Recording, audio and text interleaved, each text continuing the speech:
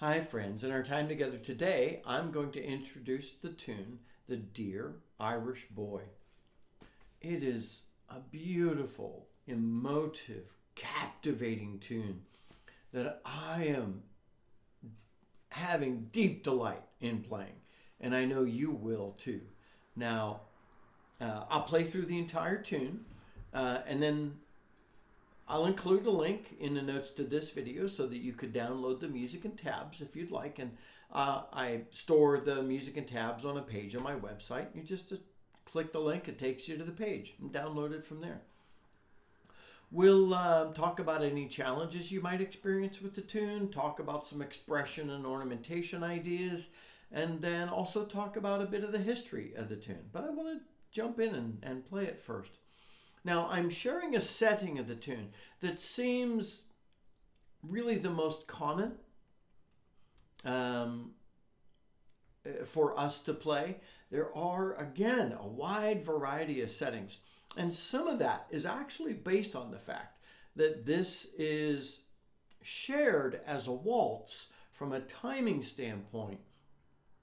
But this is really, and probably originally, a slow air.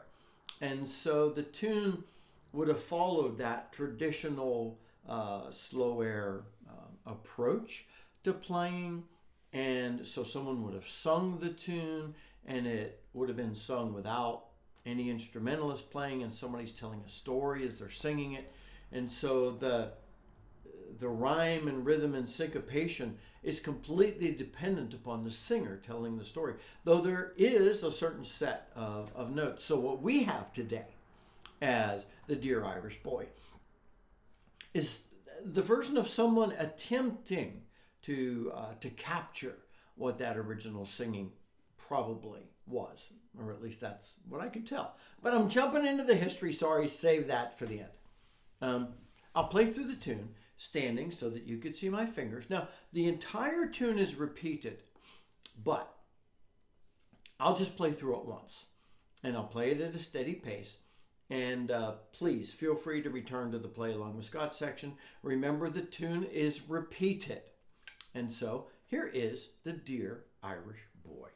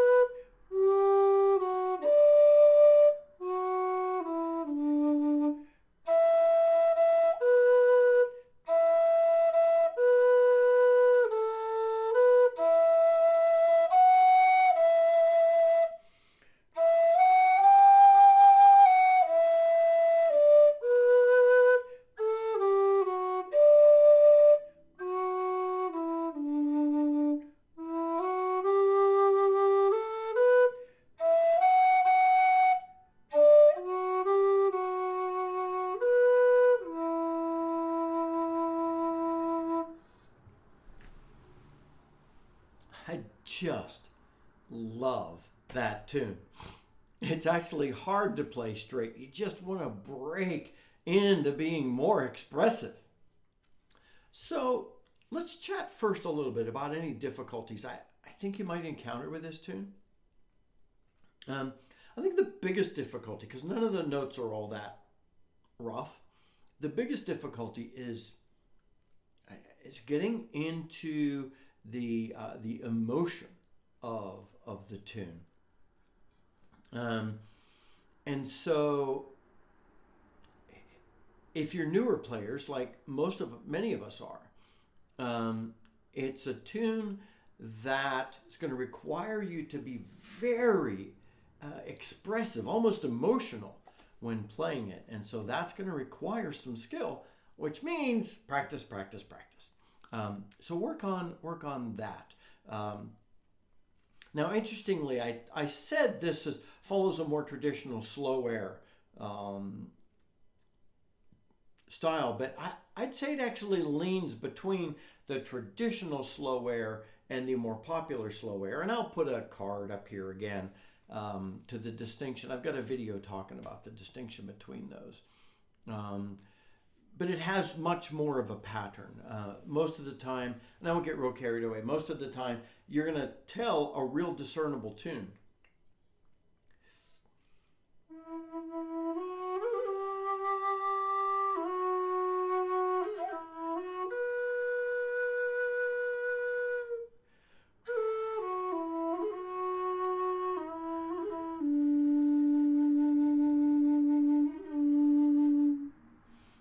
Just gonna feel your way through it, but the tune is still very clearly there, and so that's why I say this follows probably more the leaning toward the popular version of a slow air. I'll put that link up there.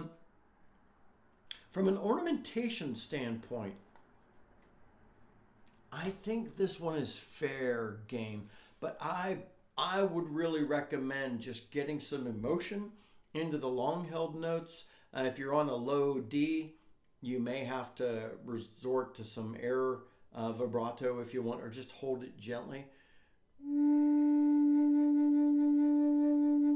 Just to get a little teeniest bit of fluctuation in the air you're blowing, which really should come, that fluctuation should come out of your diaphragm. There's something to work on, right?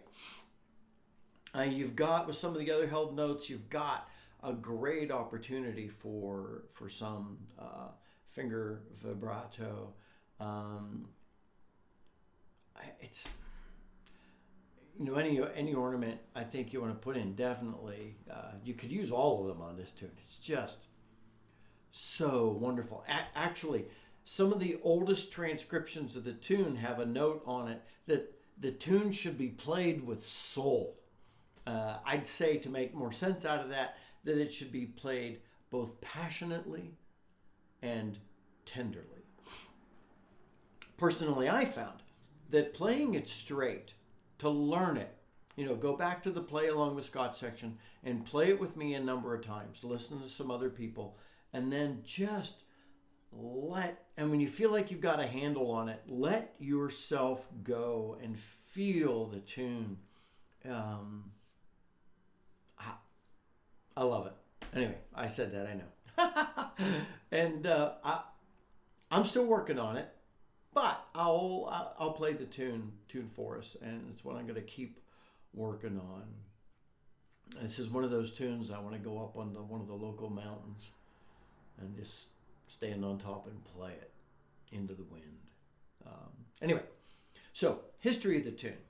It's an old tune. It's number 73 out of O'Neill's 1850 collection. So that means it existed popularly well before that.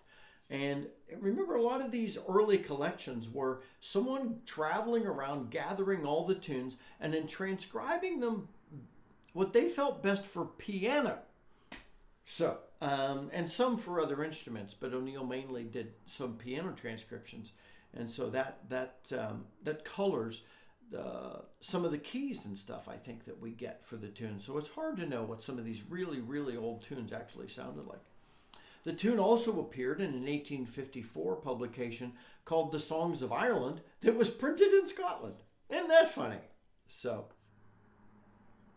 I searched and searched. I was certain I was going to find clarity on the history of the tune, because there are words, there are verses to this tune. And I assume, and we can assume probably, that they went with the tune, or a close facsimile thereof. And we've got a tune that goes with the lyrics that some old singer sang out, and everyone loved it. It existed well before 1850, but the challenge is we'll never really know. So we just accept that as it is. So I didn't learn specific origins of the tune. We can assume that it's a story tune that someone would have sung without any instrumentalists playing with them, and they would have sung the story. And so there's so much more freedom of expression in the notes they use in doing that. So I learned nothing specific, no matter how much I dug on the history of the tune itself and the words. I wanted clarity, but I found a set of words that most commonly go with the tune, and I feel good about saying that these are the lyrics for the tune.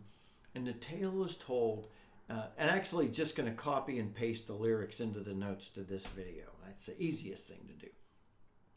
Tale is told as though by a young woman longing for her love, who was gone off to war and was never seen again.